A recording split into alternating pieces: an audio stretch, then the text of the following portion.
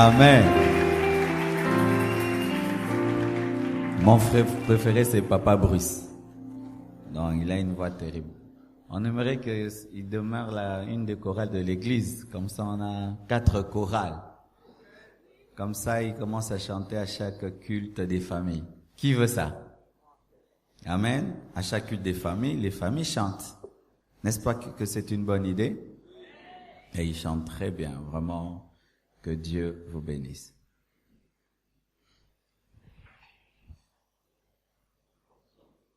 Aujourd'hui, nous allons introduire, c'est le premier jour, nous allons introduire ce message tellement important. Et comme je l'ai dit pendant que nous étions en train d'annoncer ce séminaire, je ne saurais pas terminer la matière parce qu'elle est très abondante et nous serons à 3 orateurs, le pasteur Steven, le pasteur Safari et moi. Ce qui fait que même après ce séminaire, nous allons continuer ces enseignements à partir du mercredi prochain. Je salue tous les couples présents en ce lieu. Que Dieu vous bénisse abondamment. Et je salue surtout les personnes les plus intelligentes de ce soir, les célibataires.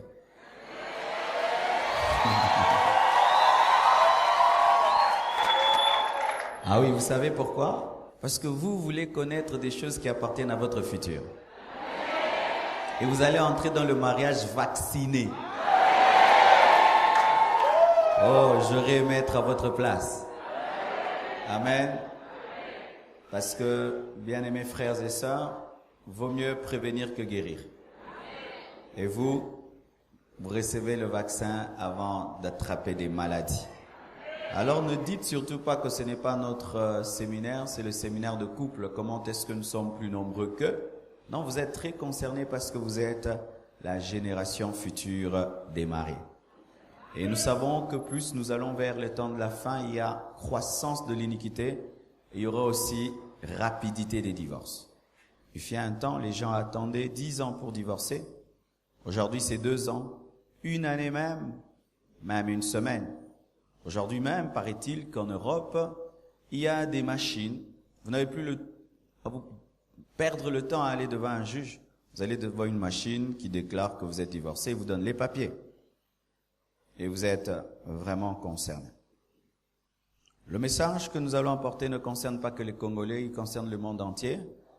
Et nous avons des frères et sœurs du monde entier qui nous suivent sur Facebook. Nous vous saluons sur Periscope, sur YouTube. Ce qui fait que nous n'allons pas seulement dans ce séminaire parler des réalités congolaises. Amen. L'église Compassion, c'est une église internationale. Nous avons des fidèles du monde entier, de toutes les races, dans le monde entier, qui de plus en plus d'ailleurs nous disent, pasteur, n'oublie pas que tu n'es pas que le pasteur des Congolais. Ils m'ont même écrit aujourd'hui, ne parle pas lingala. Parce que je suis aussi leur pasteur. Avec le développement actuel, l'église, ce n'est plus les 4 murs, l'église est devenue virtuelle, mais elle est réelle. Si l'Antichrist utilise l'Internet, l'église aussi doit le faire. Amen. Que Dieu bénisse le comité qui a organisé ce ce séminaire. C'est leur premier séminaire et ça commence très bien. Président, que Dieu vous bénisse abondamment et toute l'équipe. Nous sommes debout, nous allons lire la parole du Seigneur. Matthieu 19, verset 3 jusqu'au verset 12. Matthieu 19, verset 3 jusqu'au verset 12. Vous y êtes? 1, 2, 3. Allons-y. Les pharisiens l'abordèrent et dirent pour l'éprouver, est-il permis à un homme de répudier sa femme pour un motif quelconque?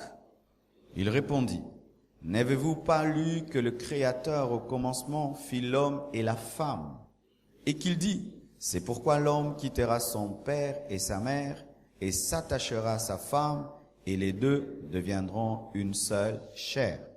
Ainsi, ils ne sont plus 2, mais ils sont une seule chair. Que l'homme donc ne sépare pas ce que Dieu a joint. Pourquoi donc lui dirent-ils, Moïse a-t-il prescrit de donner à la femme une lettre de divorce et de la répudier? Il leur répondit, c'est à cause de la dureté de votre cœur que Moïse vous a permis de répudier vos femmes. Au commencement, il n'en était pas ainsi. Un verset très important. Mais je vous dis que celui qui répudie sa femme, sauf pour infidélité et qui en épouse une autre, commet un adultère. Ses disciples lui dirent, si telle est la condition de l'homme à l'égard de la femme, il n'est pas avantageux de se marier. Il leur répondit, tous ne comprennent pas cette parole, mais seulement ceux à qui cela est donné. Car il y a des eunuques qui le sont dès le ventre de leur mère, il y en a qui le sont devenus par les hommes, et il y en a qui se sont rendus tels eux-mêmes à cause du royaume des cieux, que celui qui peut comprendre, comprenne. Que Dieu bénisse sa parole. Asseyez-vous, s'il vous plaît. Que celui qui peut comprendre, comprenne. C'est-à-dire qu'il y a beaucoup de mystères sur le mariage et il faut vraiment avoir un entendement spirituel pour comprendre. Et je vous prie Dieu qui nous donne à tous ce soir de comprendre. Amen. J'ai eu un très grand combat spirituel dans la préparation de ce séminaire. Bizarre, c'est comme si je tenais une croisade d'évangélisation. J'ai senti les forces des ténèbres vraiment être en colère, m'agresser pour m'empêcher de dire ce que je veux dire. Et moi, j'aime quand le diable résiste, donc c'est très bon. Comme ça, je vais en parler encore 2 semaines. Mais sachez que l'ennemi n'est pas content. Il n'est pas content que nous disions ces choses. Il ne veut pas que tu comprennes. Il ne veut pas que tu saisisses. Il voudra que tu donnes ton oreille sans donner ton cœur. Il voudra que tu sois là présent physiquement sans que tu sois là spirituellement. Battez-vous pour vraiment comprendre et entendre ce message. Comme c'est dit sur l'affiche, nous allons parler sur comment vaincre l'esprit de divorce. Amen. Aujourd'hui, je vais plus exposer le fardeau que Dieu m'a donné par rapport à ce thème. Je vais expliquer les détails du thème. C'est à partir de demain que nous allons commencer à parler des stratégies, parler des solutions. Aujourd'hui, je vais en parler un tout petit peu, mais ce sera vraiment à partir de demain que nous allons donner les stratégies pour vaincre l'esprit de divorce. Tout d'abord, c'est quoi le divorce? Amen. C'est quoi le divorce? Il y a beaucoup de choses pour définir le divorce, mais nous n'allons pas trop nous y attarder car nous sommes là pour parler des solutions. Mais s'il faut donner quelques définitions sur le divorce, c'est la dissolution du lien matrimonial. C'est la dissolution du lien matrimonial ou du mariage. C'est ça le divorce, c'est la dissolution du mariage. Là où il y a donc le divorce, il n'y a plus de mariage, même s'il y a eu des enfants. Le divorce, c'est le fait de se séparer de son conjoint pour vivre seul ou pour se remarier. Car il y a des gens qui se séparent pour vivre tout seul.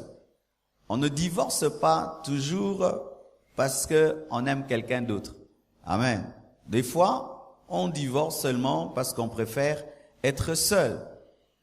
Et beaucoup de gens pensent que le divorce est toujours provoqué par l'adultère. Non, le divorce n'est pas toujours provoqué par l'adultère.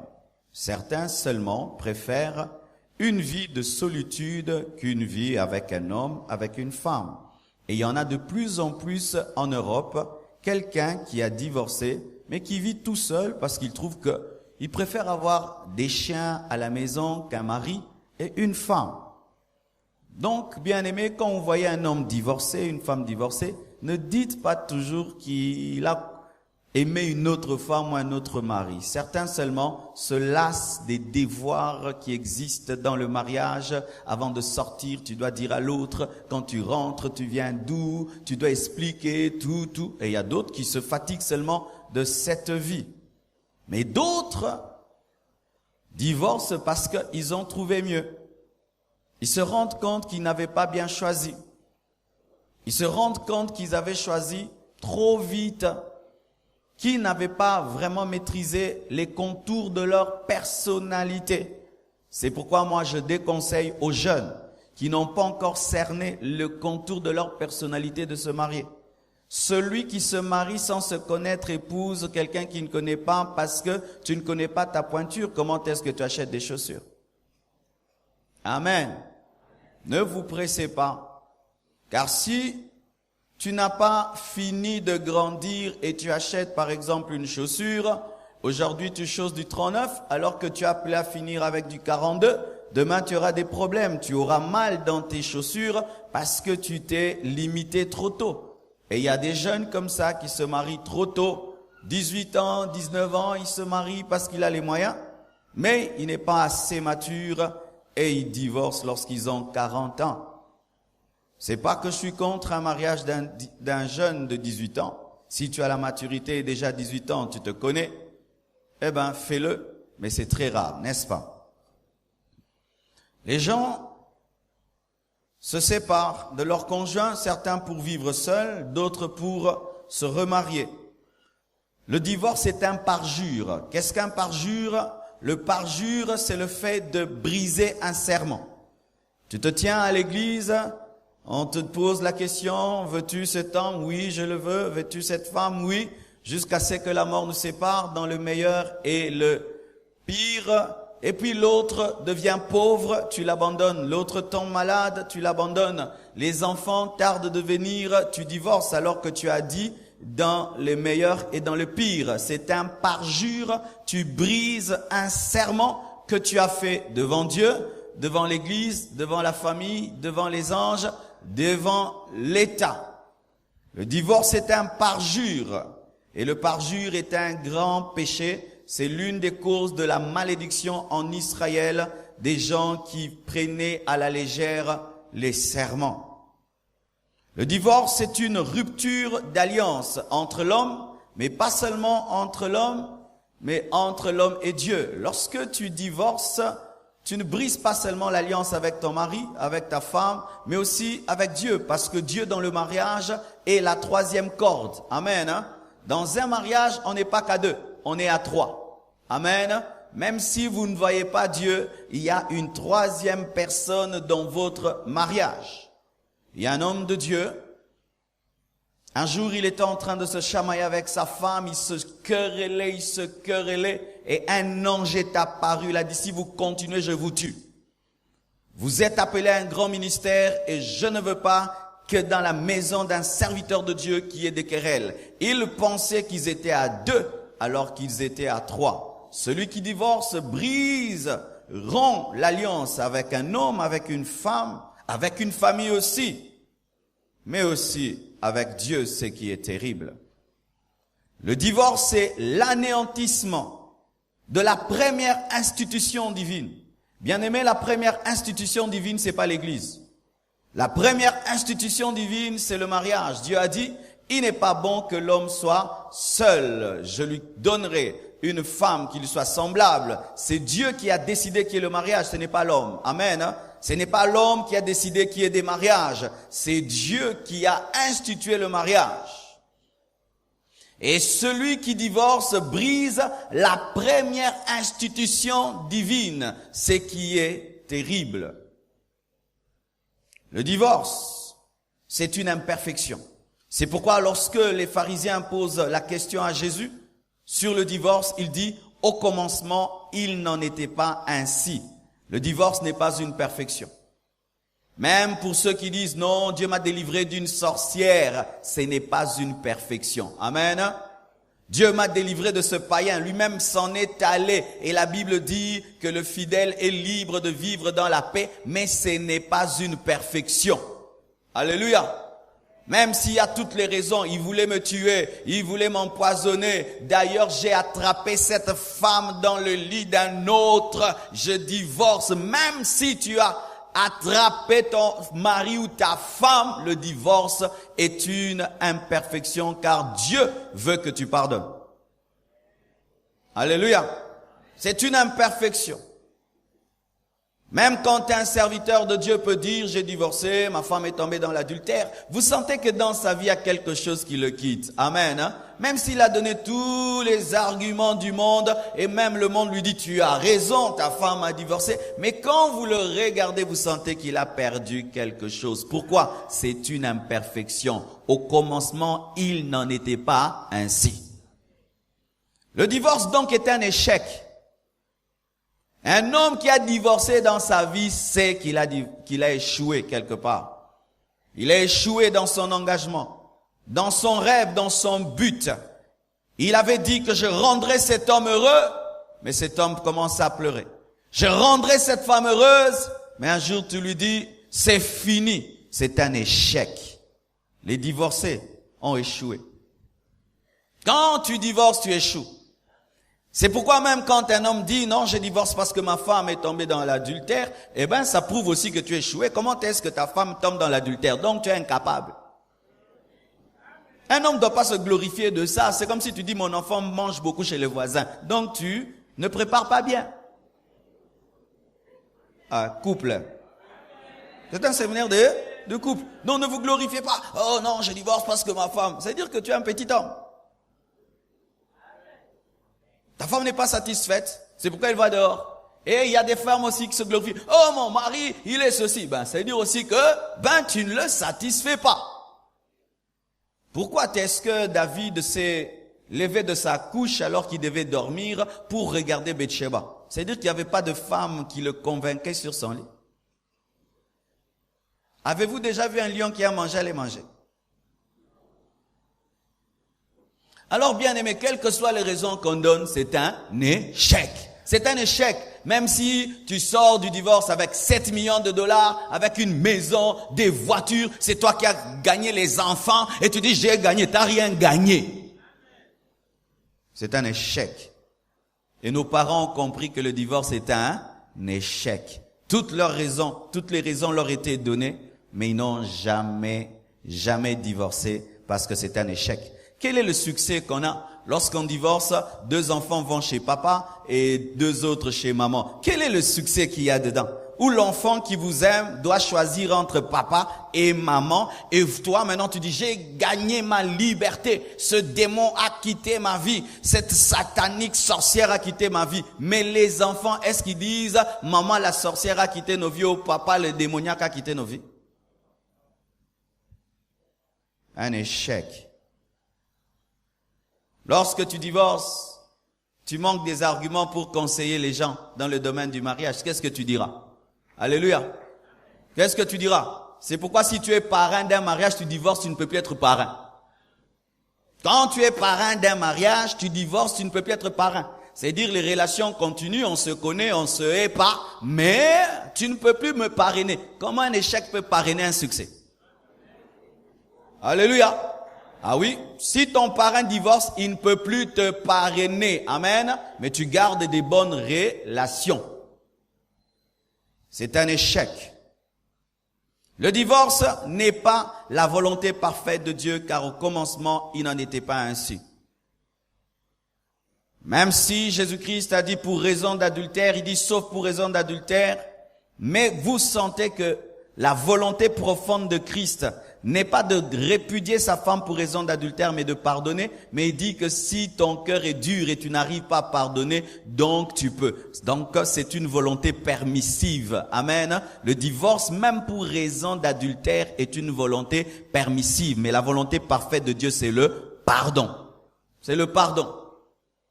Et là même, parce qu'il y a beaucoup de problématiques qui nous ont été données par le comité le comité plutôt couple, ils nous ont demandé de répondre à certaines questions et j'en profite pour répondre à une question. Pour ma part, bien-aimé, ce n'est pas seulement à l'homme de dire que je divorce pour raison d'adultère de la femme, mais la femme aussi. Pourquoi? Parce que Jésus-Christ a répondu à la question des hommes, parce que ce sont les hommes qui ont posé la question. Alléluia. Un homme divorce parce qu'il dit que non, ma femme a commis l'adultère et j'arrive pas à la pardonner.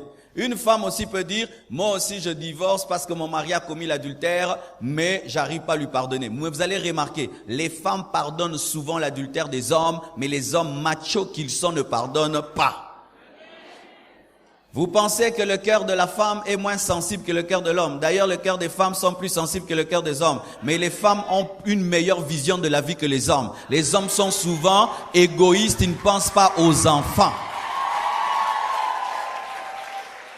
Une femme peut attraper son mari 4 fois dans l'adultère. Il lui dit, je ne veux plus voir cette femme dans ta vie. C'est fini. Tu dois arrêter. Et puis, elle pardonne, elle continue. Mais un homme, rien qu'un bisou. Après ça, qu'est-ce qu'on continue? Ah. T'es comme un côté. Pasteur, il faut te solo là. Moi, il est écrit. Mais les femmes ne disent pas il est écrit. Pourquoi? Elles ont un cœur de Dieu plus que les hommes dans le domaine du mariage. Si l'homme doit réclamer le divorce pour raison d'adultère, la femme aussi. Pourquoi? La femme n'est pas une sous-créature. Je dis la femme n'est pas une sous-créature. Même si tu l'épouses, tu ne l'as pas achetée. Est-ce que tu peux acheter une femme comme ta femme avec $1000, un kibakuli? Le kibakuli que tu as donné, tu peux acheter cette femme? Alors les hommes, parce qu'il est venu en veste, il a donné une chèvre, il a donné $1000, il a donné je ne sais pas, quelques casiers de sucre, ça lui donne le droit de découcher comme il veut, de commettre l'adultère comme il veut. Lui, il faut qu'on lui pardonne. Mais si la femme seulement, un je t'aime d'un ex, ok, yo pe kende. C'est ici au Congo que les hommes vous profitez faire ça. Ici au Congo, vous bika. En Europe, ce sont les femmes qui chassent les hommes de la maison.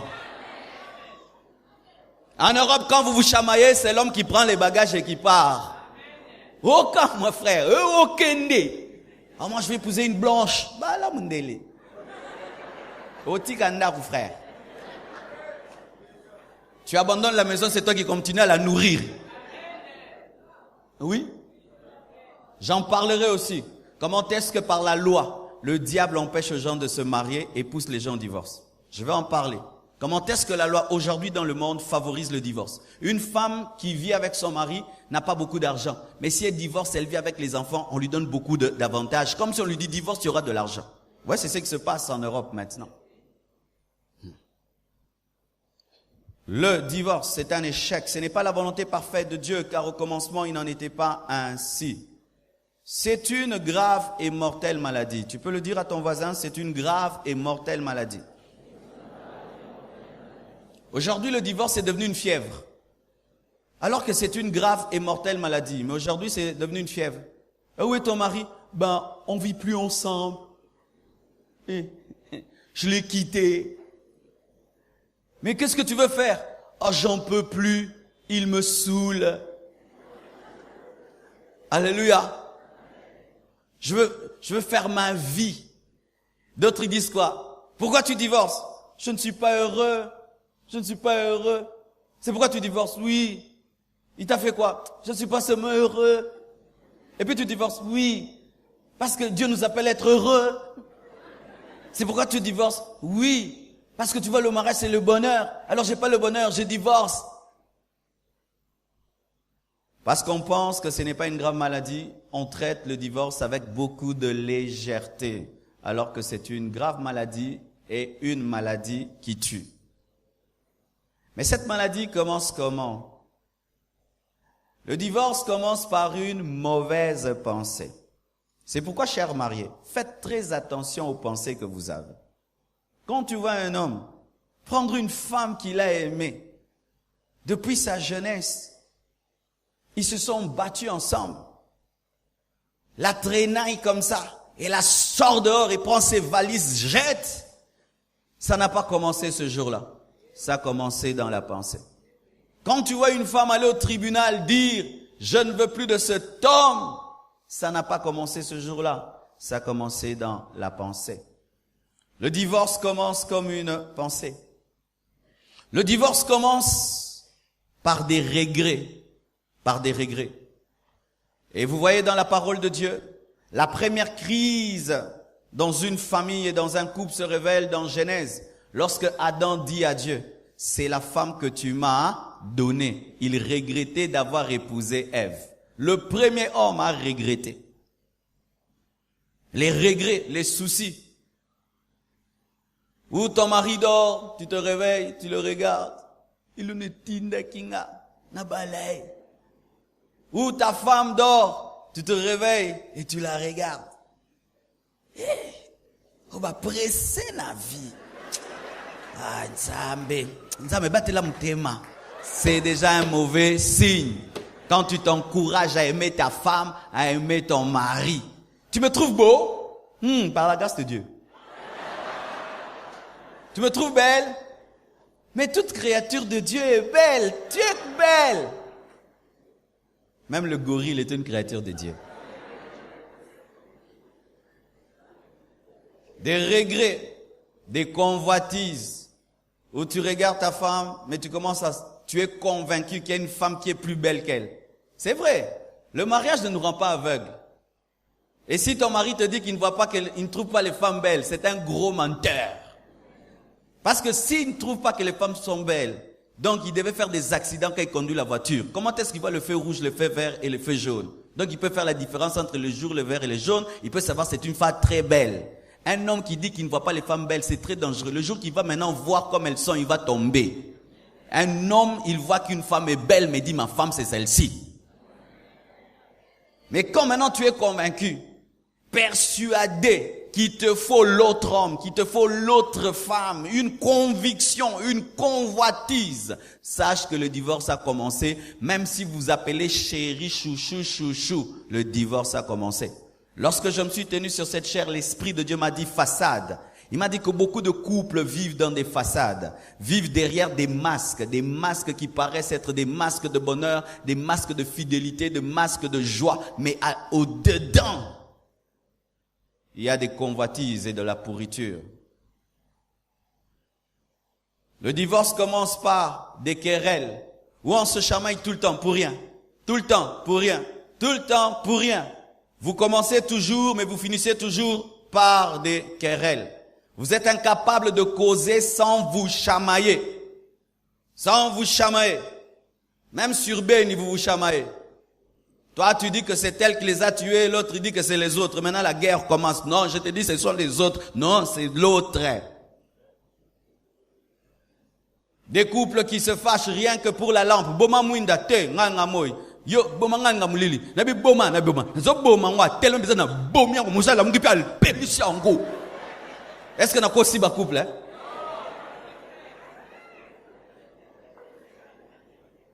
Boma climatiseur, te nganga malili.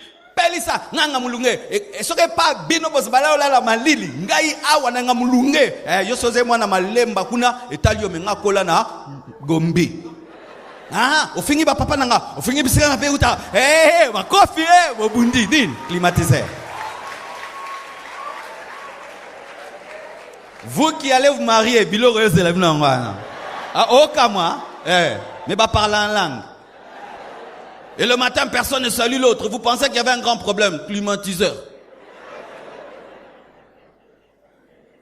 Appelez ça qui minda. Mandulala.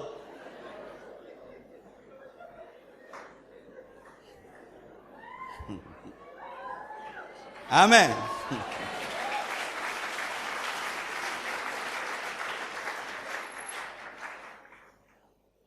On se chamaille que pour des verres qui se cassent, des assiettes qui se cassent. Et souvent, nous les papas. Toi, si tu casses les verres, il n'y a pas de problème.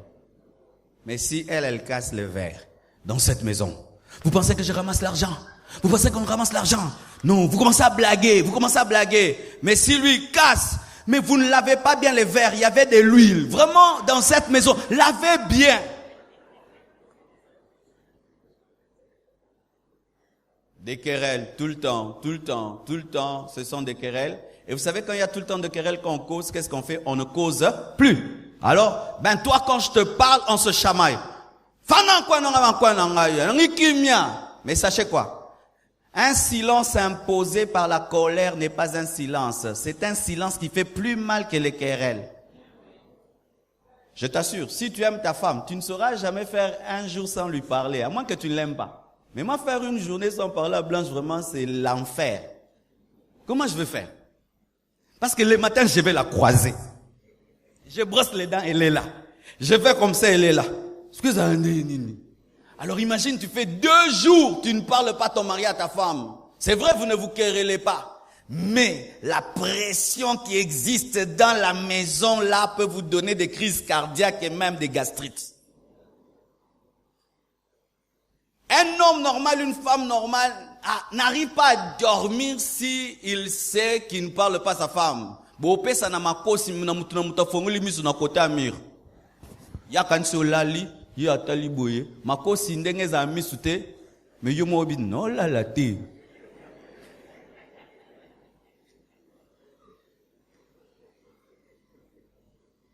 Alléluia. La querelle amène les froideurs. Et ce sont de 6 petites graines.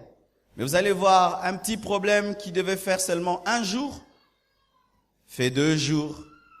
Après 1 semaine, 2, 1 mois. Maintenant, pendant 1 mois, quand vous ne parlez pas, sachez qu'il y a beaucoup de choses qui entrent là. Tu vas au boulot, triste comme tout, mais tu trouves quelqu'un de gentil. Mais comment tu es triste comme ça? Non, moi à la maison ça ne va pas. Je ne cause pas avec ma femme. Oh, pourquoi tu causes pas avec ta femme? Non, j'ai allumé la lampe pendant qu'elle dormait. Elle a mal pris. Et on a fait 1 mois. Oh, pour la lampe. Donc toi tu aimes quoi? Tu aimes dormir avec la lumière. Moi aussi j'aime bien dormir avec la lumière. Parce que là quand j'ai une inspiration de lire la Bible, directement je lis. Ah, tu es comme moi. Ah, comme moi. Mais tu sais si j'aime le pondou. Ah, moi si j'aime le pondou, mais ma femme ne prépare jamais le pondou. Ah, et toi quel genre de foufou? Oh, ya manioko, tu m'as son. Baby mbal. Maman, quand tu fais 1 mois, tu ne causes pas avec ton mari, tu penses qu'il cause avec personne? Il est devenu muet parce que toi tu parles pas? Tu viens de te rendre compte qu'il ne devient pas muet. Papa, 1 mois, tu ne touches pas ta femme. Elle est devenue frigide parce que toi, tu la touches pas.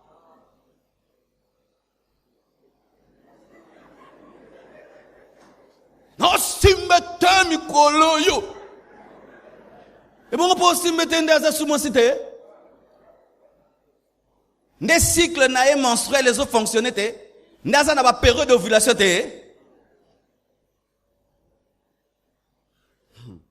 Oh, ma femme est tombée avec le jardinier. Parce que tu as cru que le fait que tu ne la touches pas a fait d'elle une femme frigide.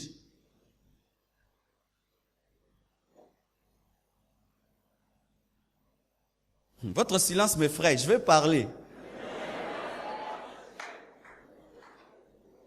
Vous savez, moi j'aime le ministère de Jésus. Il ouvre les yeux des aveugles, il fait marcher les paralytiques, il marche sur l'eau, on lui pose des questions sur le mariage, il les trouve. C'est être un prédicateur équilibré. Tu parles de l'onction, des miracles, des prodiges, mais tu parles aussi des choses de la vie. Sinon, vous êtes déséquilibré. Vous aurez l'onction des prophéties, mais vous échouez dans le mariage. Et vous savez maintenant, après la froideur, qu'est-ce qu'on fait? On vit ensemble, mais on a divorcé. C'est-à-dire qu'on ne quitte pas la maison. Cette maladie évolue. Vous vivez ensemble, mais vous êtes des divorcés. Mais vous ne rendez pas la dot. Vous n'allez pas au niveau du tribunal, ni à l'église. Mais vous êtes ensemble. Mais dans le cœur, il n'y a plus d'amour. C'est comme ça que le divorce évolue. Vous êtes ensemble, il n'y a plus d'amour. Chaque fois que mon épouse sort, j'ai peur. J'ai peur. Je prie toujours pour elle. Seigneur, qu'elle n'ait pas d'accident. Quand elle revient, je dis, gloire à Dieu. Elle ne sait pas. Mais j'ai peur. Mais quand l'amour te quitte, Nzambe, aza accident, ouf, on a commis veuve na bal, on ça. Moi, je suis pensé n'a bika accident. Si papa, maman, on recommençait ce monde et on dit chacun devient célibataire, vous êtes libre soit de reprendre vos femmes ou de ne pas le faire. Qui va aller reprendre son mari ou sa femme?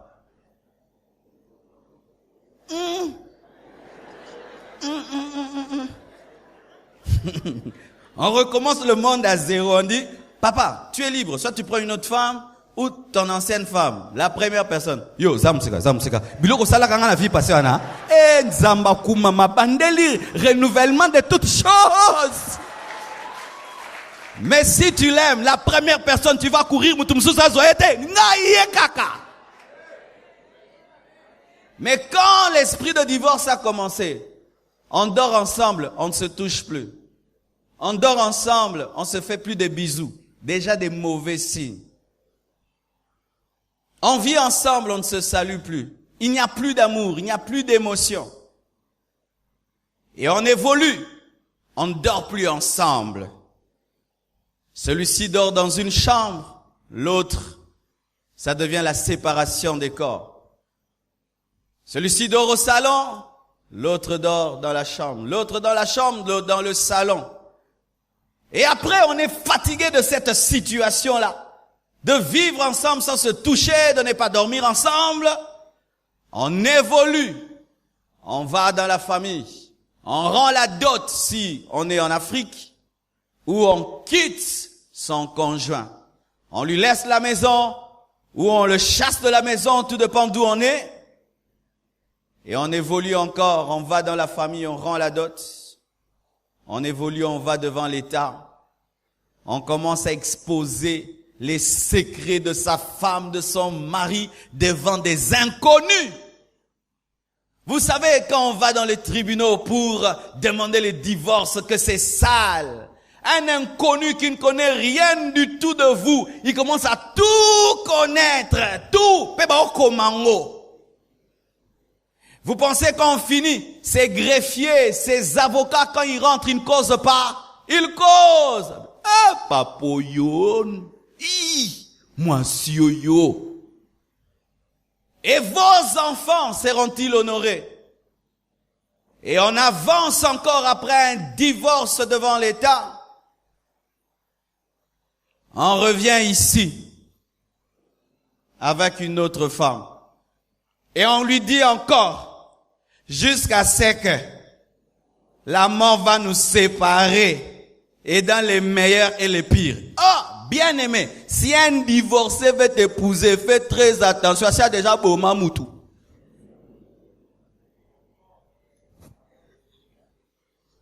On dit toujours ceci, celui qui a divorcé une fois a tendance à divorcer deux fois.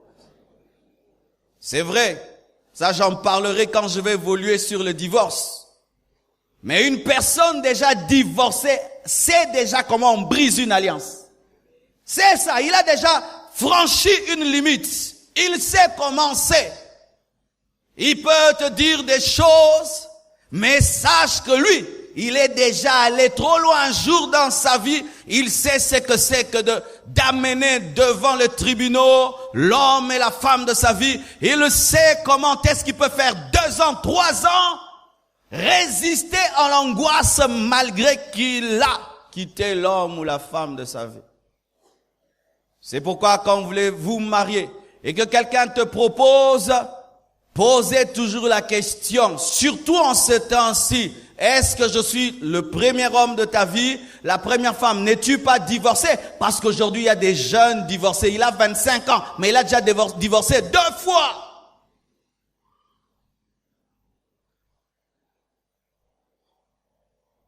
Et bien aimé, quand tu arrives à ce niveau, ce ne sont pas toutes les églises qui acceptent des remariages. Amen. Ce ne sont pas toutes les églises. Dans cette église, nous acceptons le mariage que pour un seul cas, le remariage, que si l'autre est tombé dans l'adultère, que ce soit l'homme ou la femme, et tu n'as pas pu pardonner et on t'a exhorté de pardonner mais tu refuses, là c'est toi et Dieu. On ne peut pas être plus biblique que la Bible. Amen. Pour les autres cas vraiment bien-aimés, nous allons te compliquer à un niveau jusqu'à ce que tu vas te fatiguer. Je parlerai d'autres exceptions pendant le séminaire pour ceux qui ont posé des questions. Mais si l'autre veut m'empoisonner, je trouve vraiment le poison dans ma nourriture, il veut me tuer. Qu'est-ce que je vais faire? L'autre me propose d'entrer dans l'occultisme, c'est la condition pour vivre avec lui et je refuse. Qu'est-ce que je vais faire? Je parlerai de cela. Il me bat à mort, je me retrouve toujours à l'hôpital, même dans le coma, après qu'il m'ait battu. Qu'est-ce que je vais faire? Nous parlerons de ces exceptions-là. Amen. De ces exceptions-là. Bien-aimés frères et sœurs, voici. Jésus-Christ dit que celui qui repudie sa femme pour une autre raison que l'adultère commet l'adultère et expose sa femme à l'adultère. Et la Bible dit que les adultères n'hériteront pas le royaume des cieux. Bien-aimés frères, voici. Lorsque tu es tout seul et tu n'as pas un homme, une femme que tu as épousé, Dieu traite ta spiritualité d'une autre manière. Il tient compte de toi et de lui, c'est tout. Mais une fois que tu te maries, ton salut et ton éternité est déterminé par la relation que tu as avec ton conjoint. C'est pourquoi les hommes du temps de Jésus-Christ ont dit, si telle est la condition de l'homme par rapport à la femme, donc il n'est pas avantageux de se marier. Donc bien aimé, c'est dangereux. Frère célibataire, alléluia. Si tu veux rentrer à 23h, qui va t'empêcher? Qui va se chamer avec toi? Si tu refuses de manger après le culte, qui va se fâcher? Si le matin tu as envie de ne pas parler, qui va se fâcher? Si tu veux porter ton jean bleu pendant 2 mois, qui va s'énerver? Mais si tu te maries, ce sera différent. Différent.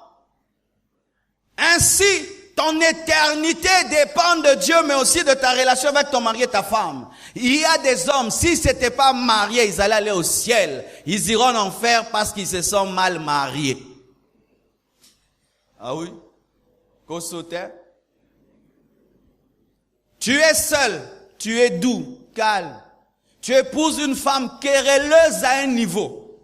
Ya lobara descend ma loba, yo zanli kukuma.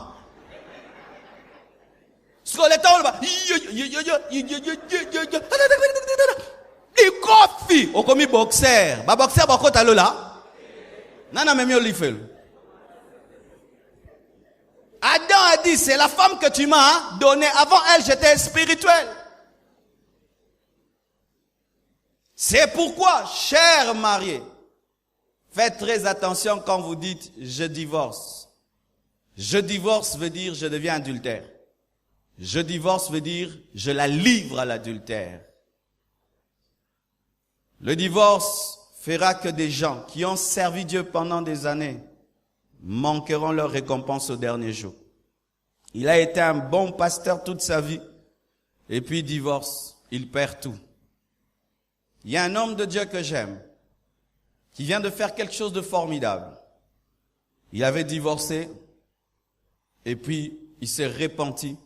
Il est allé réépouser sa femme. Malgré que c'était un millionnaire, malgré qu'après le divorce, il remplissait des stades et les miracles, mais il a compris que ce n'était pas la volonté de Dieu. Il est allé réépouser sa femme. Bien-aimé, lorsqu'un homme divorce, il dit « je me sors d'une mauvaise passe ». Mais tu te sauves d'un mariage qui te fait souffrir parce qu'on ne divorce jamais pour rien, mais pour te jeter dans le feu. Cette femme a un mauvais caractère, je divorce. C'est vrai, tu fuis une femme qui a un mauvais caractère, mais pour aller où? En enfer. Cette femme, cet homme, je ne supporte pas, il a tellement de défauts. et tu épouses un autre, et cela n'est pas dans la volonté de Dieu, tu rates l'enlèvement. Tu rates l'enlèvement. Ton éternité est fonction de comment est-ce que tu marches avec ton conjoint. C'est pourquoi il faut veiller sur ta relation avec ta femme, ton mari, comme tu veilles sur ta relation avec le Saint-Esprit. Ne soyez pas de ces gens, ma femme boude, je m'en fous. Mon mari est malheureux, je m'en fous. Tant que je prie, tant que je jeûne, Dieu me parle, je m'habille bien, je mange bien, tout va bien. Non, tout va mal. Parce que la personne que Dieu t'a confiée est malheureuse. Ami fan de la naïewana. Non, tu as échoué ta mission. Adam devait veiller sur Ève. Ève devait veiller sur Adam. C'est pourquoi lorsqu'il y a eu des problèmes, Dieu est venu vers Adam et vers Ève. Parce qu'ils étaient responsables l'un de l'autre. Alors, si tu n'arriveras pas à lier ton éternité avec une personne, ne te marie pas. Amen. Ne te marie pas. Il m'arrive, je prie. Le Saint-Esprit me dit, arrête de prier. Va, cause avec ta femme. Tu ne m'as pas épousé. Tu as épousé cette femme. Tu ne peux pas continuer à vivre comme un célibataire alors que tu t'es marié. Parce qu'au début, quand je m'étais marié, donc, j'entre dans ma chambre de prière. Prière. Au bon, ça n'écoute. Moi, n'a pas ça. Aussi tout. Nabala. Vous savez bien. Des fois, je viens à l'église. Je prêche, je reçois les nouveaux, je reçois. Et elle est à la maison. Moi c'est ça,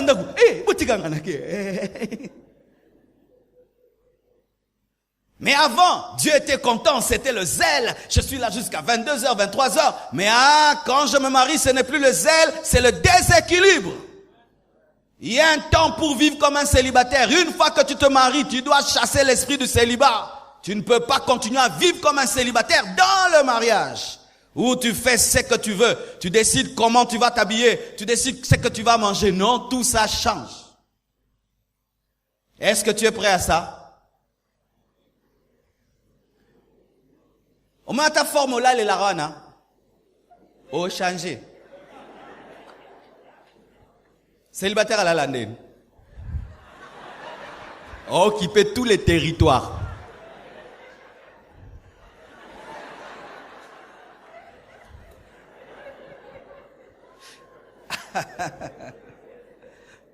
Le célibataire, il dort même s'il a des pieds sales.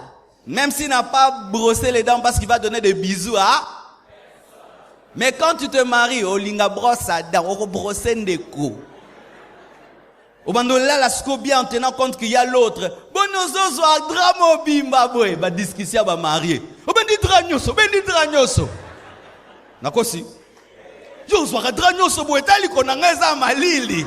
Oh, dozo, limsa.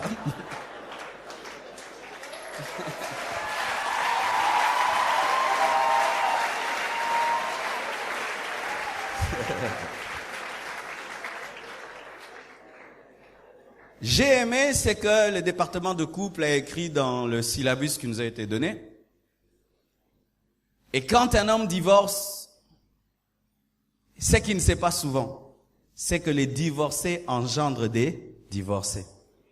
Vous allez remarquer, les gens qui divorcent facilement viennent de quel genre de famille? Moi, j'aurais du mal à divorcer. J'aurais du mal. Mon père et ma mère ont fêté dernièrement 42 ans de mariage. On les a amenés dans un restaurant. Tout le monde était autour d'eux. Ils étaient au centre. J'ai regardé, vraiment je les enviais. Et je sentais qu'ils s'aimaient beaucoup. Ils ont vieilli, mais l'amour n'a pas vieilli. On leur a fait un cadeau, un grand tableau avec un arbre, des branches et des fruits. Et l'arbre, c'était eux, les branches. Et à chaque coin, on mettait leurs enfants. Et leurs enfants, ça tournait ça. Quand on leur a donné, mon père a pleuré. Il a dit, je ne pouvais pas imaginer qu'en épousant cette femme, ça allait engendrer tout ça.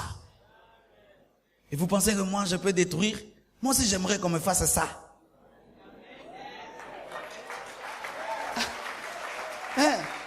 Donc on a l'oulié, on a paix. Donc souga pembe mande fois pembe. Attends, vous avez mon bien. Avec mes enfants, les enfants d'oracle, les enfants des chiffres de Choukrani autour de moi, on m'appelle Pépé. Oh, yaba sotorobobo. Pépé Marcelo. Ah, Pépé Marcelo, mémé blanche. Alléluia. C'est ça mon rêve. Pourquoi? J'ai vu papa et maman le faire. Ils ont vaincu l'esprit de divorce et ça me donne déjà la victoire sur cet esprit. Mais s'ils avaient osé divorcer, ma femme fait une chose, elle dit, hey, mais mon père, il a divorcé. Est-ce qu'il est mort? Est-ce qu'il est mort? Ma mère est divorcée. D'ailleurs, elle a épousé un homme plus riche que papa. Moi, ben, exemple. Quand tu divorces, tu vas engendrer une génération de divorcés. Tu auras du mal à empêcher tes enfants de divorcer. Qu'est-ce que tu vas leur dire? Ils vont dire, mais papa. Mais toi-même, papa, mais papa. D'ailleurs, toi, tu peux me comprendre. Parce que tu vois, c'est que maman t'a fait. Mais ma femme, c'est pire. Ah bon? C'est pire. Je te dis, c'est pire. Toi, tu as supporté 10 ans. Mais moi, j'ai supporté 15 ans, papa. Ah, bah, Moro. Fais comme tu veux. Mais un père qui n'a pas divorcé peut dire, ne le fais pas. Une mère qui n'a pas divorcé peut dire, ne le fais pas. Moi, j'ai vieilli avec votre papa. Moi, je vieillis avec votre maman. Et chaque fois qu'ils fêtent leur anniversaire, ils disent, je vous souhaite de faire comme nous. Ça, c'est plus qu'un séminaire. Parce que j'ai vu les déboires qu'ils ont connus, les difficultés, la richesse, l'abondance, des temps de chute, des temps de relèvement, des temps durs. Mais malgré ça, ils sont restés ensemble. Et ils disent, dans leur syllabus, qu'il était démontré que la plupart des délinquants proviennent des familles de divorcés. Ce sont les divorcés qui engendrent les chégués. Vous pensez que ces enfants qui sont sur la rue, si vous les appelez, causez. Rarement papa et maman sont ensemble. C'est souvent maman est partie et la femme qui est venue a dit qu'on est sorcier et nous a jetés dehors. La plupart des temps, c'est cela. Et il a été dit aussi que la plupart des dictateurs proviennent des mauvaises familles. Là, j'insiste pas. Mais parlons de Mobutu. Mobutu est mort, on peut parler.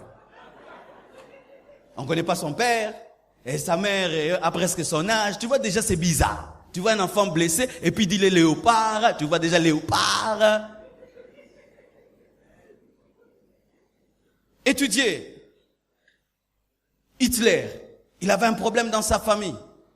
Tous ces grands hommes qui blessent le monde ont des problèmes. Michael Jackson avait des problèmes avec son père. La plupart de ces hommes grands qui font du mal au monde sont sortis des familles détruites.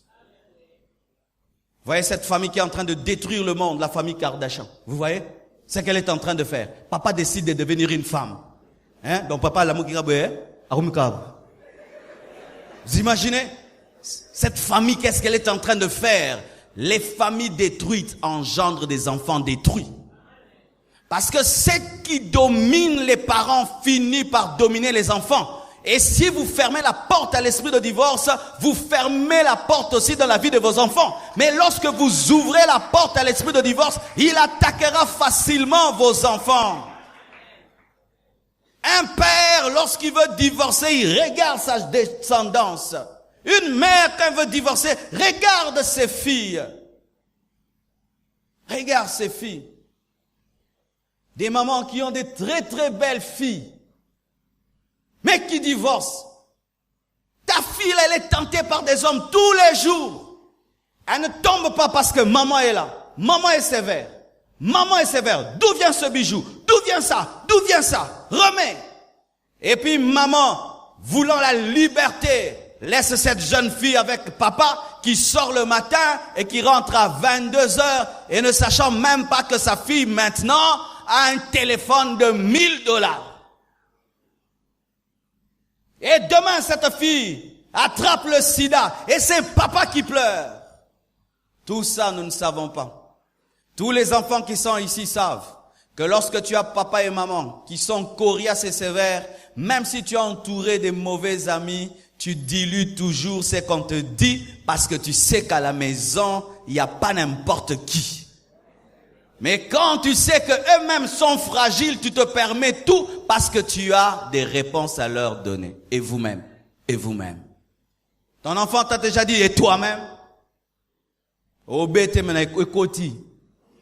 Et si écoute à t'obéti, écoute. Alléluia. Dernièrement, notre fils, il vient et nous dit, papa, maman, j'espère que vous n'allez jamais divorcer. Je dis, hé, petit, où est-ce que tu as appris ces mots? Oh non, parce qu'à l'école, il y a notre ami, ses parents viennent de divorcer. Une petite fille de 8 ans, 9 ans, qui est en train de raconter à ses amis le divorce de ses parents.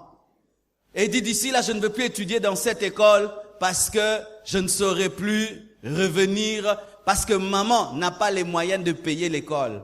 Et puis l'enfant vient vous confirmer, vraiment notre ami n'étudie plus ici parce que sa maman n'a pas les mêmes moyens que papa. Oracle, c'est ça.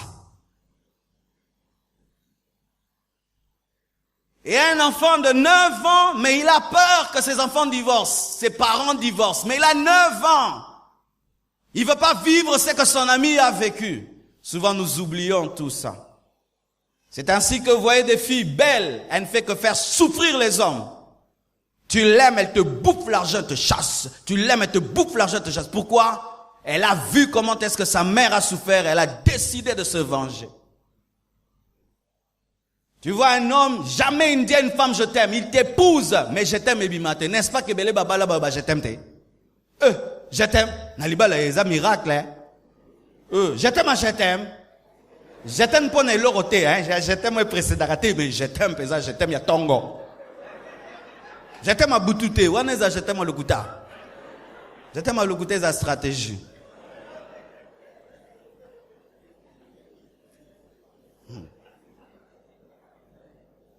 Et tu vois, il ne sait pas dire je t'aime. Il ne sait pas dire je t'aime à sa femme, mais il est épousé. Pourquoi? Il est blessé par les femmes. Il a vu comment est-ce que son père a été maltraité par sa mère. Il n'aime pas sa propre mère parce que maman les a abandonnés pour un homme plus riche. Il a de la haine pour les femmes. Et même si ce mari fait souffrir sa femme, en soi c'est sa maman qu'il est en train de faire souffrir dans sa femme. C'est pourquoi quand tu épouses un homme ou une femme qui a des blessures intérieures, tu dois l'amener à la guérison. Sinon, tu vas subir ces blessures. Amen.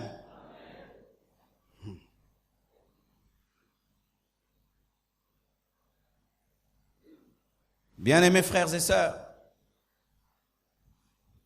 je vais parler un tout petit peu de l'esprit de divorce et nous allons prier. Bibliquement et théologiquement, voici la vérité.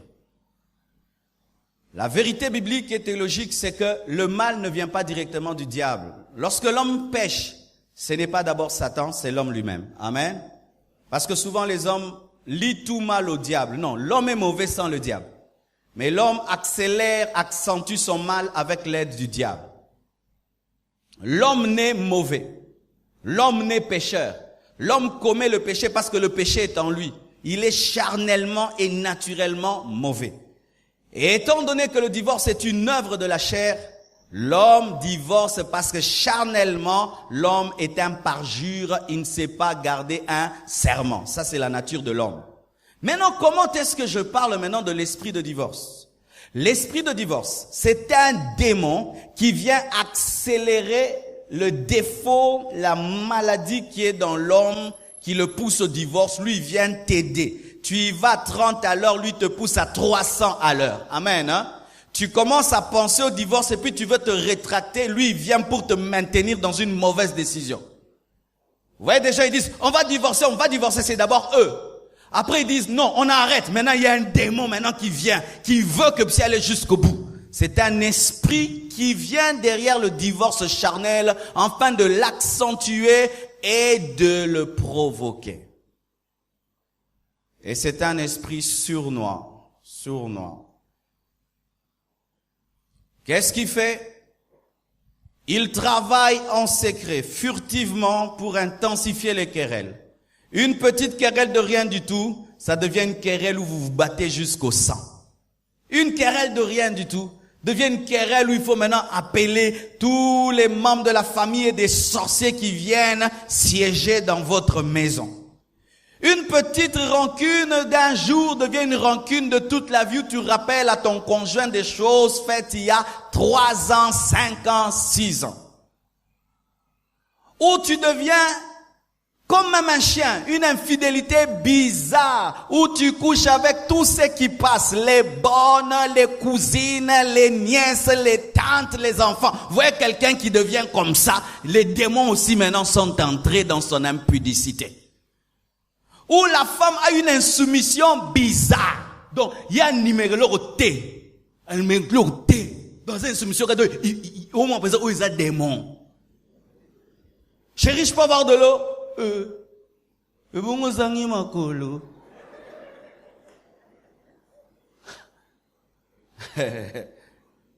Oh chérie, est-ce que je peux avoir la nourriture qui est au fond là sur la table, je peux avoir là? Eh ben, tu te lèves, tu prends. Lorsque vous êtes tous ensemble, calme. Si seulement il y a des gens qui te respectent, non, ne dégradez, ne diminuez. Mais ça va te passer, gentil, démon. Une incapacité de te soumettre. Même toi-même, tu dis, mais comment je suis une mauvaise femme comme ça? Comment je ne me soumets pas? Mais il y a quelque chose en toi qui te dit, tu ne dois pas te soumettre.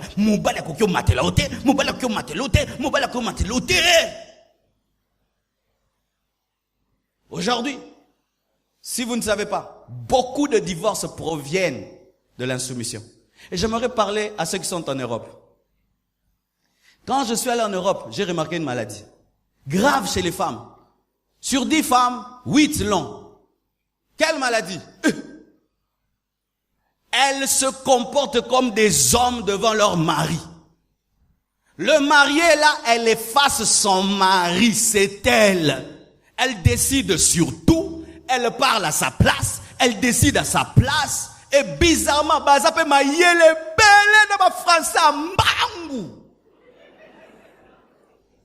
les femmes en Europe ont maîtrisé l'Europe plus que leur mari.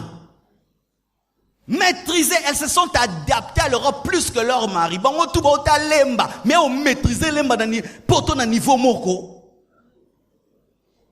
Et les hommes de plus en plus sont mal à l'aise dans de tels foyers. Il y a des doctrines qu'on donne aux femmes. Oh non, si tu satisfais ton mari sexuellement, tout va bien. Qui vous dit ça? Les gens qui sont mariés savent que vous pouvez finir ces plus beaux. Soignez! Ah oui, chers célibataires.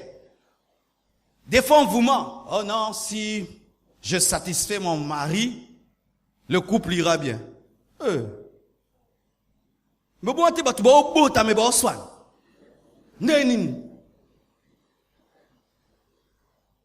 La sexualité ne résout pas les problèmes. Ça calme. C'est un calmant. Mais ça ne résout pas. C'est un calmant qui vous ramène à parler. Mais si vous ne parlez pas, le problème continue. Vous pouvez avoir une sexualité parfaite la nuit, le matin, vous vous chamaillez si vous avez un problème de caractère. Et lorsque vous vous préparez au mariage, et que dans le mariage, tu penses que ton mari ou ta femme, c'est seulement ça qui suffit, tu te trompes. C'est le caractère qui rend heureux. Le caractère.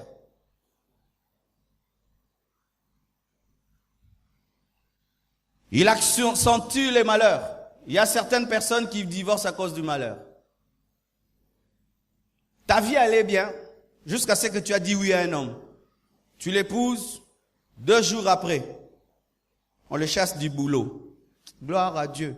Toute chose concourt au bien de ceux qui aiment Dieu. 1 semaine après, il tombe malade. Alléluia, papa. Une autre, il est tamponné. Ô Dieu de Job, soutiens nos cœurs. Après, paralysé. Après, un tel couple attaqué par l'ennemi souvent est tellement secoué que tu commences à dire, peut-être que l'autre c'est un sorcier. Depuis que je l'ai épousé, voilà les problèmes qui m'arrivent.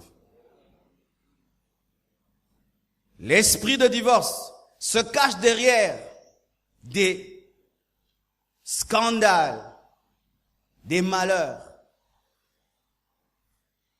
Imaginez un homme, on viole sa femme. Sa femme n'est pas tombée dans l'adultère, hein? On a violé sa femme. Mais qui n'arrive plus à aller vers sa femme. Pourquoi? Parce qu'il la trouve sale. Mais sa femme n'a pas commis le péché. Et il aime sa femme.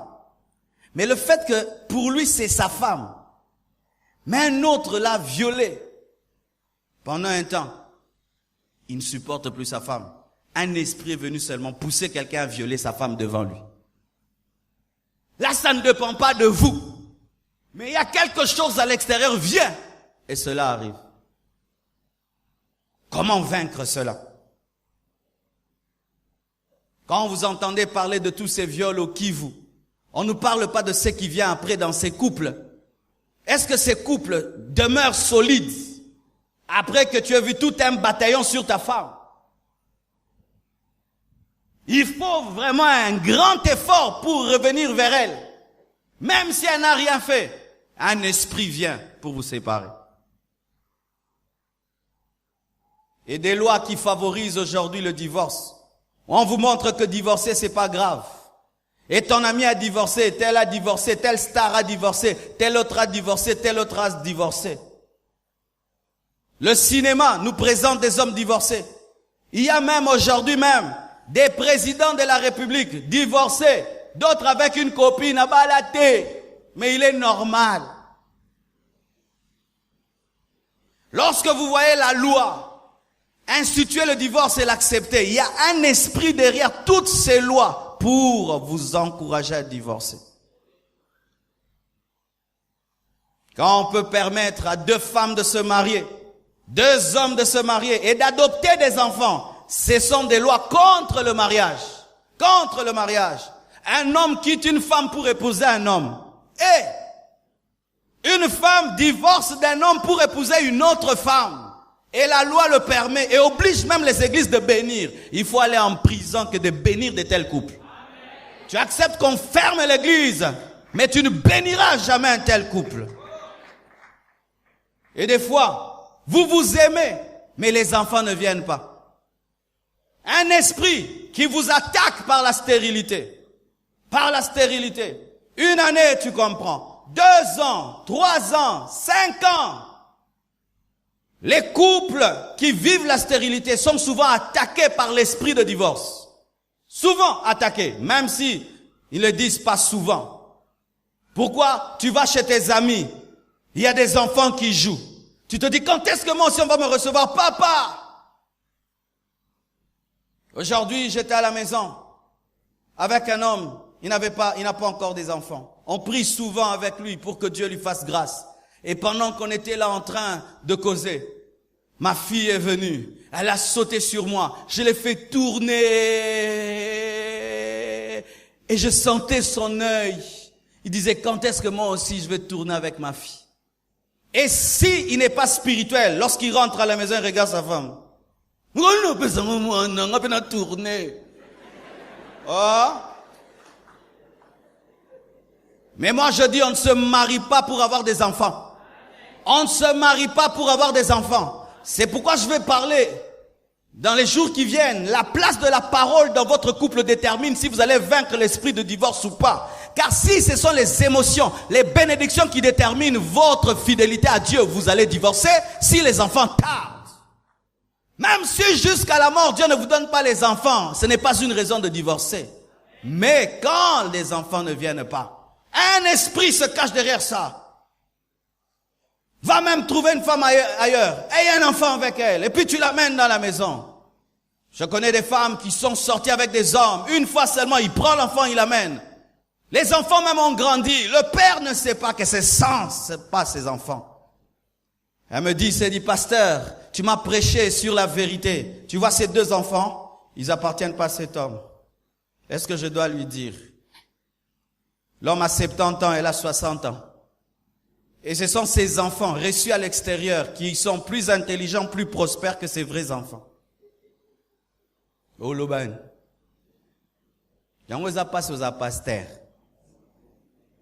Si je dis va lui dire, il va dire à cet homme, il tombe, il meurt. Et si je dis ne dis pas, elle va vivre dans l'hypocrisie.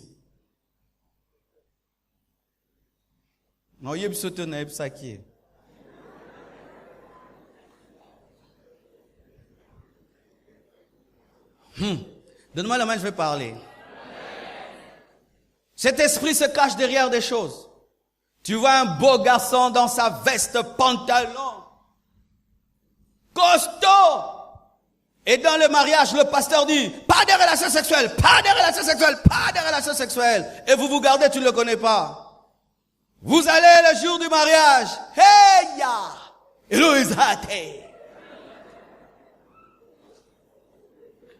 Alla la libella.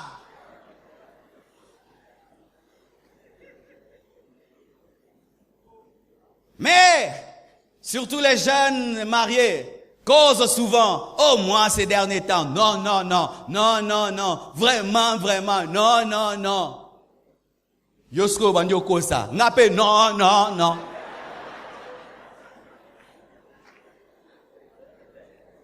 Ce sont eux qui m'ont dit de répondre à cette question. Tu l'aimes, mais il y a quelque chose qui manque. Ou c'est une jolie fille, elle est en talent, elle dégage la vie, tu sens vraiment, non, oh, moi, si. Nakauka, frigide comme un glaçon. Et tu dis, mais pourquoi je crains Dieu? Il fait un méca, bisoba chrétien ton méca raté. Il n'y a pas essai moteur en Christ, il n'y a pas essai moteur. Oh, moutoukona ta soeur, ça pèse 4 x 4. 2. En Christ, il n'y a pas d'essai moteur. Où je vais maintenant te tester, voir si tu fonctionnes. Tu vas devenir mécanicien. Les mécaniciens testent beaucoup de moteurs. Yo avez 8, yo avez 6. Du échappement, ils ont bien dit.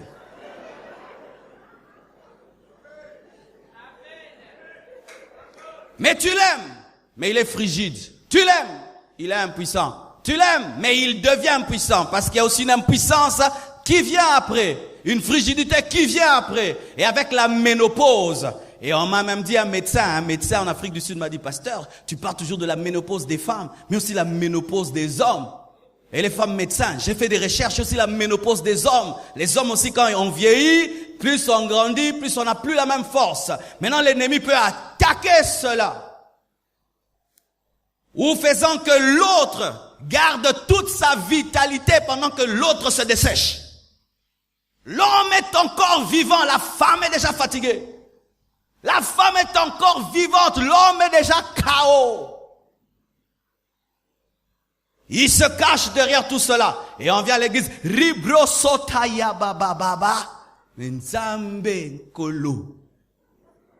Comment peux-tu faire lorsque tu vis avec une femme frigide? Comment peux-tu faire lorsque tu vis avec un homme impuissant? Comment tu peux faire lorsque l'autre n'aime pas ça, mais toi tu aimes ça? Toi, il faut ça. L'autre est,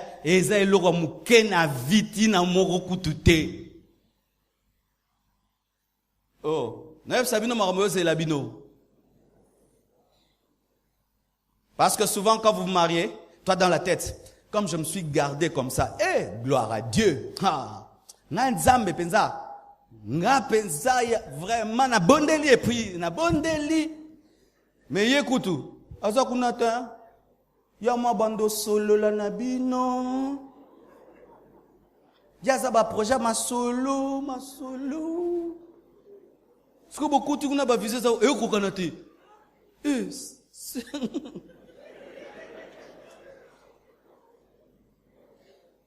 C'est pourquoi n'ayez pas de fiançailles sans profondeur. Causez tout, mais ne faites pas tout. Causez seulement. Il faut beaucoup causer dans les fiançailles, mais ne faites pas tout. Et même dans le mariage, il faut causer. Des fois, le problème des couples, c'est quoi? Dans la jeunesse du couple, ta femme te vante tout le temps. C'est bien, c'est bien. Mais quand tu n'y arrives plus, elle est gênée de te dire, papa, moi, ça comment offrir autre batanga ici. Papa, on met là. Papa, il y a pas que.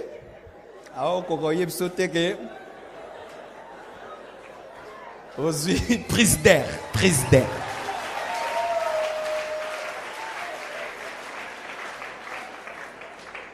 Comme la melo manioke belé, manioko.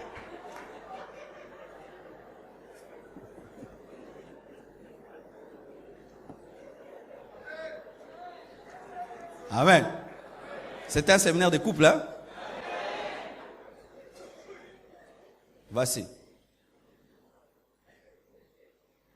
Le jour qu'on a fait une fête pour mon père, je lui ai posé beaucoup de questions.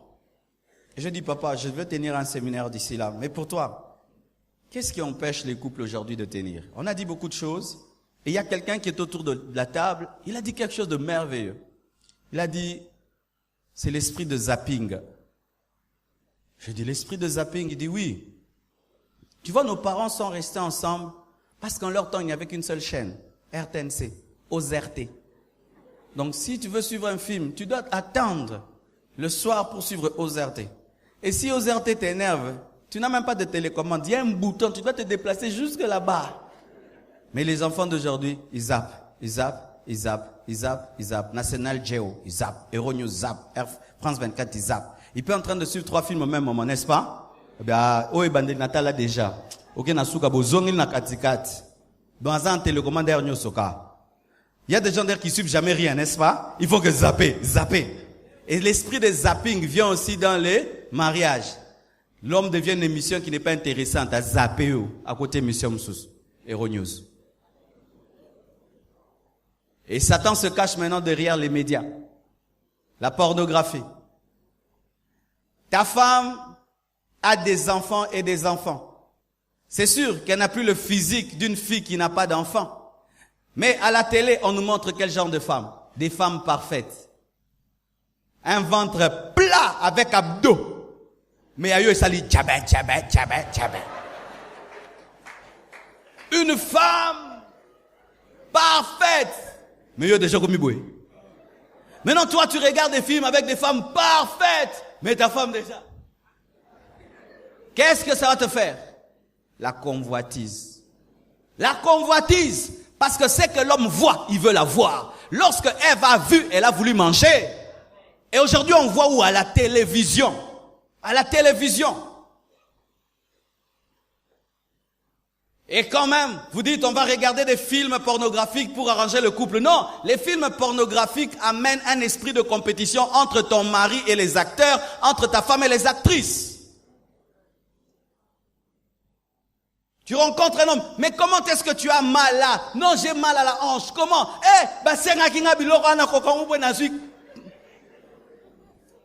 Crampe. Ou tu commences à être exigeant avec ta femme. Fais ça, mais fais ça. Mais elle, pour le faire, elle se drogue. On lui donne beaucoup d'argent. Tu dois me faire ça, tu dois me faire ça. Tu vas me toucher comme ça. Tu vas me faire ceci. La pornographie. Et l'esprit de divorce est derrière tous ces films. Vous ne le voyez pas, mais c'est lui qui est derrière. Créant en vous des fantasmes irréalisables. Des fantasmes irréalisables. Il pousse un homme à l'ivrognerie. Il frappe d'autres de pauvreté. Je hais la pauvreté. Je n'aime pas la pauvreté. Je suis un prédicateur de la sainteté, mais je n'aime pas la pauvreté. Je n'aime pas la pauvreté. Vous savez pourquoi? La pauvreté peut faire que tu veux offrir quelque chose à ta femme, tu n'arrives pas à le faire. Tu épouses une femme d'une famille riche, eh ben elle marche à pied tous les jours, elle marche à pied. Eh ben tu n'as même pas le moyen de lui offrir une voiture et puis papa lui offre une voiture. Tu seras à l'aise?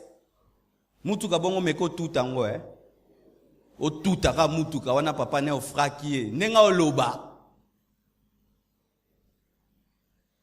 La pauvreté. Surtout lorsque tu veux tellement combler son cœur, mais l'argent ne suit pas. Ça crée des problèmes. Et des fois l'ennemi maintient les couples dans la pauvreté pour les amener à se séparer.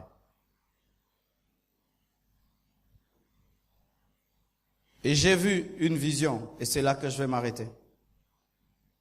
Pourquoi je parle de l'esprit de divorce? Parce que j'ai vu l'esprit de divorce dans une vision. Un jour, j'ai vu une vision.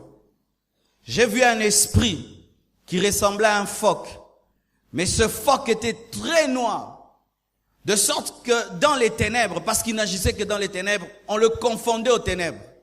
Et il avait un seul œil. Il se tirait, traînait par terre. Il était gluant, très visqueux, sale. Et il travaillait que dans le noir. Et qu'est-ce qui arrivait? Lorsque cet esprit mordait seulement un couple, un conjoint, il s'en allait. Même si vous êtes ensemble, il continuait parce qu'il savait qu'avec le venin qu'il avait mis dans l'un des conjoints, vous finirez par vous séparer. Et qu'est-ce qui arrivait? Les conjoints qui étaient mordus transformaient l'autre en zombie. Les deux devenaient des morts vivants. Et Dieu m'a dit qu'il y a beaucoup de foyers qui sont des foyers des zombies. Ils sont ensemble, mais ils ne sont plus ensemble. Le foyer paraît être vivant, mais il est déjà mort. Des morts vivants. Ils sont vivants, mais ils sont morts. Ils sont ensemble, mais ils ne sont pas ensemble. Ils sont en train d'attendre la mort. Le venin a déjà commencé. Et lorsqu'il mordait un couple, et que ce couple était transformé en mort vivant, en zombie, il y avait une lumière dans chaque couple qui vivait ensemble. Automatiquement, cette lumière s'éteignait. Et ce qui m'a effrayé, c'est que le 3/4 des avenues étaient dans les ténèbres. Le 3/4 des couples, des familles étaient dans les ténèbres. Quelques-unes des maisons seulement étaient dans la lumière. C'était des maisons qui avaient résisté. C'était des couples qui avaient résisté. Et tu pouvais voir sur toute une avenue, tout est ténébreux sauf quelques maisons. Et qu'est-ce qui arrivait? Lorsqu'il avait mordu les couples et que les couples étaient transformés en zombies, ils ne travaillaient plus. Parce que ces couples aussi travaillaient à mordre les autres. Lui contrôlait seulement. Et c'est ce que Dieu m'a enseigné. Des fois, lorsque l'esprit satanique a agi et qu'il a infecté les couples, il y a maintenant des couples qui travaillent à aider les autres à divorcer. Tu vois une femme qui aide les autres à devenir des mauvaises femmes. Tu vois un homme qui entraîne d'autres hommes à devenir des mauvais maris. Cet esprit l'a infecté et lui continue le travail. Et voici ce que j'ai vu. Lorsque cet esprit attaquait un couple qui était dans la lumière, il n'attaquait pas les deux au même moment. Ça, j'ai remarqué. Il n'attaquait jamais les deux au même moment. Il attaquait tout d'abord celui qui est faible. Il cherchait d'abord à savoir entre les deux qui est le plus faible. Bien-aimé, quand dans ton couple tu es faible, c'est toi la porte d'entrée. C'est toi la porte d'entrée. C'est pourquoi quand vous vous mariez, ne vous mariez pas des gens faibles. Ils seront la porte. Vous savez, le mariage, c'est comme la valse. La valse ne se danse qu'à deux. Est-ce que tu peux te marier seul? Moi, je suis fort. Ça va. Moi, si je suis fort, j'ai dit, je ne divorcerai jamais. Mais si ma femme dit je divorcerai, je serai marié. Pour que je parle du mariage, il faut que moi je dise non. Elle aussi, elle dit non. Mais si moi je dis non, elle dit oui. Même avec toute ma bonne volonté. N'a qu'on s'est retrouvé quand on a divorce involontaire, mais n'a pas divorcé subi. Alors souvent dans les mariages, qu'est-ce que les hommes font? S'il est très spirituel, il néglige sa femme ne prie pas, elle n'est que dans les choses du monde, les choses du monde, les choses du monde. Lui il prie, il sert Dieu. Cette femme-là, quand tu la laisses dans les choses du monde, c'est par elle que ça viendra. Tu viens à l'église tout le temps, Jésus, Jésus, Jésus, ton mari, il est dans les bars, ton mari est tout le temps devant la télé, tout le temps, tout le temps, tout le temps. Toi tu diras je ne vais jamais divorcer, le divorce viendra de lui. On grandit ensemble dans le mariage. On sert Dieu ensemble dans le mariage. Oh lola nanga moko na rokende, yo soko boy lola nanga moko, Satan au côté les panes, pourquoi vous êtes une même chair? Vous avez déjà entendu les cerveaux dire aux pieds, ah c'est ton problème, si toi tu vas marcher sur le feu c'est ton problème. Moi je suis les cerveaux. La douleur que les pieds sentiront seront senties par le cerveau. Lorsque les pieds brûlent, qui dit aïe? Les pieds ne disent jamais aïe, mais c'est la bouche qui dit aïe. Lorsque tu grandis dans les choses de Dieu, tu te donnes à Dieu, tu commences à maîtriser la parole. Pose-toi toujours la question, est-ce que ma femme maîtrise? Est-ce que mon mari maîtrise? Est-ce que cette décision que je suis en train de prendre, de vieillir avec elle, est-ce qu'elle aussi a la même décision? Il viendra par celui qui est faible. Et qu'est-ce qui se passait? Cet esprit, regardez, et le plus faible, il attaquait.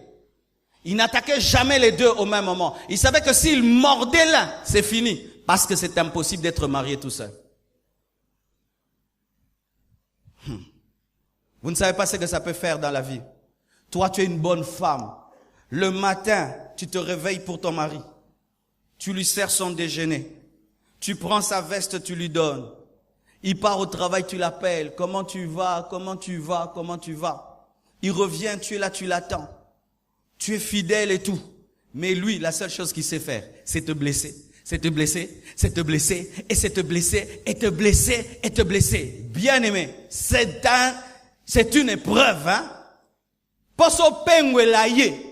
Bonne ngom mesana si ma Bible, na obwa kango na l'action ngape. Tu es un bon mari, tu es toujours sérieux, tu es toujours fidèle, tu honores ta femme, tu la respectes, tu la traites bien, mais elle ne fait que te ridiculiser, elle ne fait que te ridiculiser, elle ne fait que te ridiculiser. En dehors de la maison, on te traite comme un roi. Quand seulement tu entres chez toi, tu deviens un petit. Toi, tu veux vieillir avec elle, mais tout ce qu'elle fait, c'est pour que vous puissiez divorcer. Il ne faut pas avoir un couple, un est faible et l'autre est fort. Et qu'est-ce qui est arrivé? Les couples qui ont tenu dans cette vision, lorsque cet esprit venait, ils se tenaient les mains. Ils se tenaient les mains et lui disaient, va-t'en. Lorsqu'il attaquait un couple, un conjoint chasse, il allait vers l'autre, l'autre le chasse et ça n'allait pas. Mais quand ils se tenaient ensemble, les deux décidaient, ils résistaient, cet esprit s'en allait. Et c'est là que j'ai compris qu'on ne peut pas vaincre l'esprit du divorce sans unité. Jamais. Un couple divisé ne vaincra jamais un esprit de divorce. On ne peut jamais vaincre un esprit de divorce sans dialogue.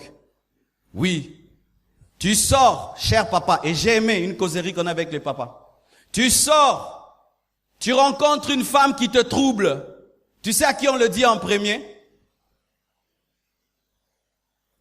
À sa femme. Papa, tu sors, une femme te trouble et veut te ravir le cœur. Tu sais que le cœur est parti. Où est-ce qu'on fuit? On va dire à sa femme, chérie, attention. Tu vois la sœur là, le frère là. Vraiment garde-moi, garde-moi. Mais pourquoi les hommes ne disent pas? Les mamans sont jalouses. Sont même jalouses de leur salut. Un mari qui te dit qu'il est attiré par une femme. Yosko kutolo o kumisa mobile ya bongo. Eh papa, yo lipsinga. Ya to bonde là, tout ça anine. Papa, lobaka vérité. Bosi boko ya kito boko ya kite. Poko kiko tube la boye pamba. Te fois ça la likambo ezali. Likambo nge ya na yebisio yobi ezali. C'est bon, prochainement no yebsote no bundanga mona Jésus.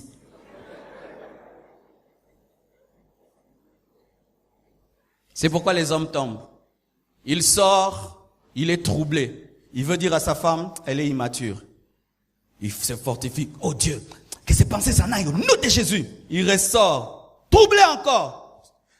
Je dois lui dire, Il part pour Dibo. Parce qu'il ne peut pas te dire. Lorsque cette main gauche est fatiguée de tenir le micro, la main droite vient. Mais souvent dans les couples sont des couples des immatures. Ma femme, une fois, quelqu'un m'a invité chez lui avec des mauvaises intentions. Voulant que je vienne seul, j'ai dit, viens, on va lui faire une surprise de sa vie. Alors moi je viens, la personne pensait que je viendrais seul. De côté les bouées, à préparer qui? Parce que quoi il s'habille sur mi balai? Quoi il s'habille sur toye? Quoi il habille sur mi balai na blanche? Bamba abisso.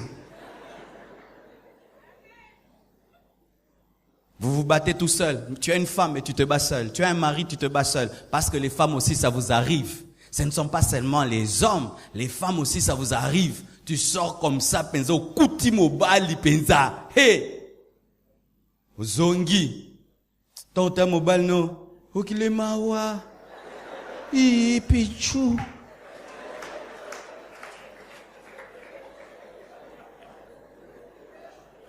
Mais yo, hein, yo kyo salate, hein, baninga basoso misala minene, yo kyo salate, amoni makambu.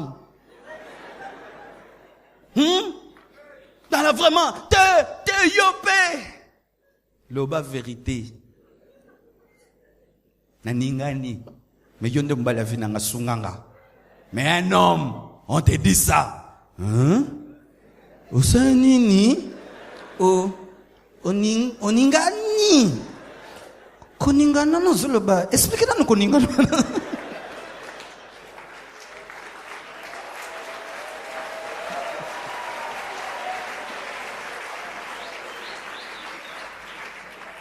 Alors quand vous voulez vous tenir la main pour le chasser, vous vous divisez par votre immaturité, vous ne dialoguez pas, vous ne causez pas. D'ailleurs, les couples ne prient pas ensemble. C'est rare de voir un homme et une femme mariés, ils s'agenouillent pour prier ensemble. Ils peuvent prier, la maman prie avec les mamans, le papa prie avec les papas, mais voir un couple, papa, maman, avec sa femme s'agenouiller, Seigneur agit. Chaque fois que j'ai tenu les mains de ma femme avant de prêcher, Dieu m'a beaucoup utilisé. Si seulement je tiens ses mains, même 5 minutes, prions pour ce culte. On prie, Dieu fait des grandes choses, mais vous allez sentir, les démons n'aiment pas que vous priez avec vos femmes. Que tu pries avec elles. Parce qu'il sait quoi? Que si vous êtes ensemble, vous allez le chasser. Que Dieu vous bénisse abondamment.